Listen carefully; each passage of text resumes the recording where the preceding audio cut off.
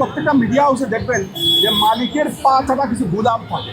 তুষার আব্দুল্লাহকে যদি ঘাট ধরে বের করে না দেওয়া হয়, স্বৈরাচার শেখ হাসিনার সময় ওনার যে লুটপাটের যে কাহিনীগুলো সব ওনারা তুলে ধরবে। আমরা যে দাবিতে এখানে সাংবাদিকদেরকে এখানে চাকরিচ্যুত করার জন্য নোটিশ দেওয়া হয়েছে, তাদের বহালের দাবিতে আমরা এখানে গত কয়েকদিন আগেও আন্দোলন করেছি। আজকে আমাদের সেই কর্মসূচি অংশীদার আজকের আন্দোলনটা ছিল এবং এখন পর্যন্ত আসলে যাদের বিরুদ্ধে সাংবাদিক ছাঁটাইয়ের অভিযোগ আসছে তারা এখন পর্যন্ত সাংবাদিক নেতাদের সাথে আলোচনায় বসেননি এবং এদের চাকরি বহালের বিষয়ে তারা আসলে নোটিশ প্রত্যাহারের বিষয়ে তারা কিছু পরিষ্কার করেনি তাদের।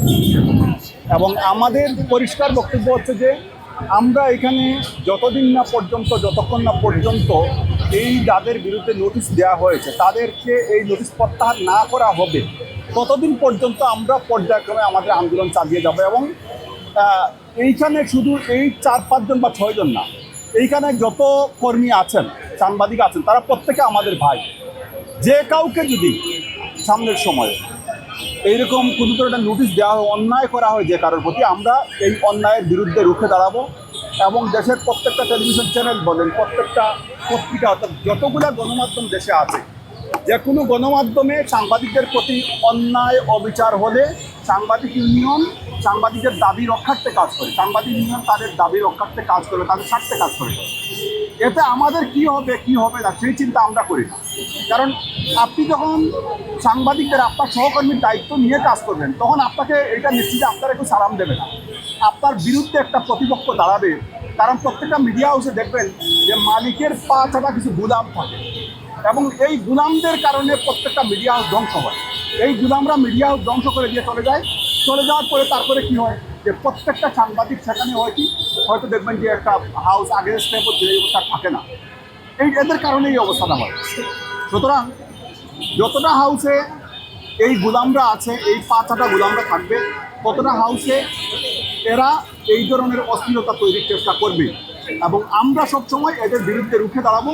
আমরা সেই অস্থিরতা নিরসনের জন্য কাজ করে যাব, সাংবাদিকের অধিকারের জন্য কাজ করব। কর্মসূচি হচ্ছে আমরা যে 16 তারিখের কর্মসূচি দিয়েছিলাম যে 16 তারিখের মধ্যে যদি মালিকপক্ষ আমাদের দাবি মেনে না নেয় তাহলে আমরা পরবর্তীতে চূড়ান্ত কোনো কর্মসূচির ঘোষণা দিব। তো এরই মধ্যে মালিকপক্ষের কানে পানি গিয়েছে, তারা আজকে আমাদের নেতৃবৃন্দের সাথে সন্ধ্যায় বসতে চেয়েছেন এবং তারা অনুরোধ করেছেন আজকে যেন আমরা এই সমাবেশটা বা প্রতিবাদ যে অবস্থান কর্মসূচি এটা যেন আমরা পালন না করি। তারপরেও আমরা সংক্ষিপ্তভাবে এই অবস্থান কর্মসূচি পালন করেছি। আজকে সন্ধ্যায় মালিকপক্ষ আমাদের নেতৃবৃন্দকে ডেকেছেন, দাবি পূরণের ব্যাপারে আশ্বস্ত করেছেন। যদি আজকে সন্ধ্যায়ও এই দাবি পূরণ না হয় এবং তুষার আব্দুল্লাহকে যদি ঘাট ধরে বের করে না দেওয়া হয়, পরবর্তীতে আরও কঠোর কর্মসূচি দিতে আমরা আবার এখানে ফিরে আসব। কারণ সে নিজে তার কোনো সহকর্মীর প্রতি এই অবিচার করার পরে ডিউজের মেম্বার থাকার অধিকার তার নেই, ঢাকা রিপোর্টার্স ইউনিটির সদস্য থাকার তার অধিকার নেই। এজন্য তুষার আব্দুল্লাহকে অপসারণ না করা পর্যন্ত আমাদের এই আন্দোলন চলমান থাকবে।